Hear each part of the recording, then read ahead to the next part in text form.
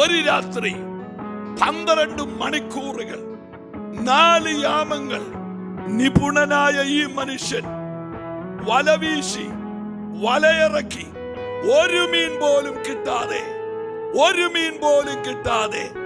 സാഹചര്യങ്ങളുടെ മുൻപിൽ മൂക്കിടിച്ചു വീണവനെ പോലെ മനസ്സ് തകർന്നവനായി ഗലീലക്കടലിന്റെ തീരത്ത് ഈ മനുഷ്യൻ വല കഴുകുകയാണ്.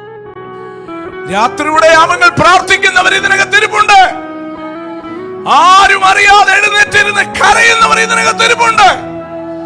ഇന്ന് രാത്രി ഞാൻ പ്രാർത്ഥിക്കാത്തവരോട് പറയട്ടെ, നിങ്ങൾ ചില വിഷയങ്ങൾ സ്റ്റോപ്പ് ചെയ്തിട്ടുണ്ടെങ്കിൽ ഈ മെസ്സേജിന്റെ മുൻപിൽ നിങ്ങൾ സമർപ്പിച്ചിട്ട് ഇന്ന് രാത്രി മുതൽ അത് റീസ്റ്റാർട്ട് ചെയ്യൂ. ആ പ്രയറിനകത്ത് നിങ്ങളുടെ വിടുതലുണ്ട്, അത് നിശ്ചയമാ. നാട്ടുകാർ ചോദിക്കുന്ന എല്ലാ ചോദ്യത്തിനും മറുപടി കൊടുക്കാൻ നിൽക്കല്ലേ. വല്ലപ്പോഴും ഒക്കെ കർത്താവിനോട് പറയാൻ ഒരവസരം ഇട്ട് കൊടുക്കണം. അതായിരിക്കും ഭാഗ്യം. അവൻ മറുപടി പറയട്ടെ. അവൻ പറഞ്ഞാൽ പറയേണ്ടതുപോലെ പറഞ്ഞിരിക്കും. തീച്ചൂളയിലേക്ക് എറിയപ്പെട്ടാലും സിംഹക്കുഴിയിൽ വീണാലും ഹല്ലേലൂയ, പെരുവെള്ളത്തിലേക്ക് വലിച്ചെറിയപ്പെട്ടാലും എൻ്റെ മൂക്കിൽ ശ്വാസമുണ്ട്.